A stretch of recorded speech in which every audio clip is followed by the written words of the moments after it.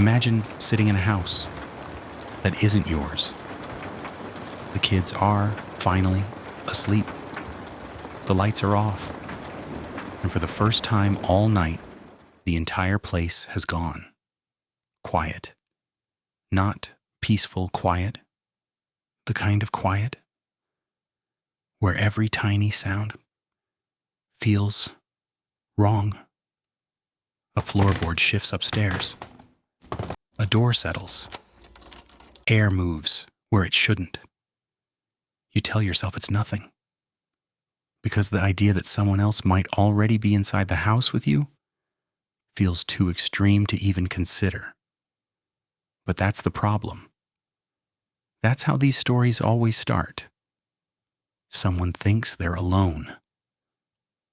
They aren't. I'm 29 now, and I've had plenty of disturbing experiences in my life. But nothing has stayed with me the way one night from when I was 15 has. It was my first real babysitting job. A real family. A real house. Before they left, the father stopped me at the back door. "Make sure you lock both," he said. "The deadbolt is the important one." I nodded like I understood. I was 15. I thought a lock, and it was just a lock.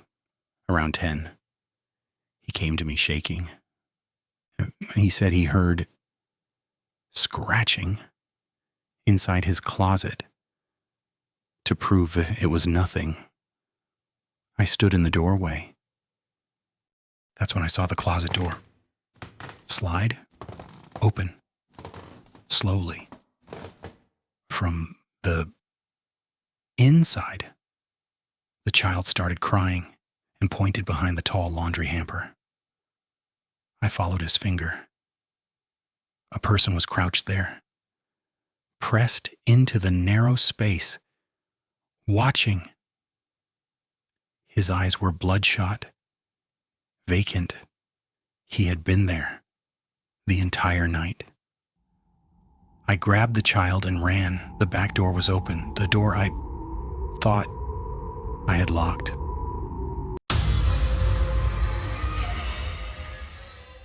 Ajay was a strange 8-year-old. He never looked at you. He looked through you. His house always felt heavy. The third time I babysat him was the last, around 11. I felt a chill. I looked up the stairs and saw half of his face watching me. Later that night, I woke up feeling watched. There was a shape at the foot of the bed. It was AJ, standing perfectly still. Both of his hands were behind his back. I told him to show me his hands. When I grabbed his arm, the light caught the blade. A kitchen knife. He had been watching me sleep.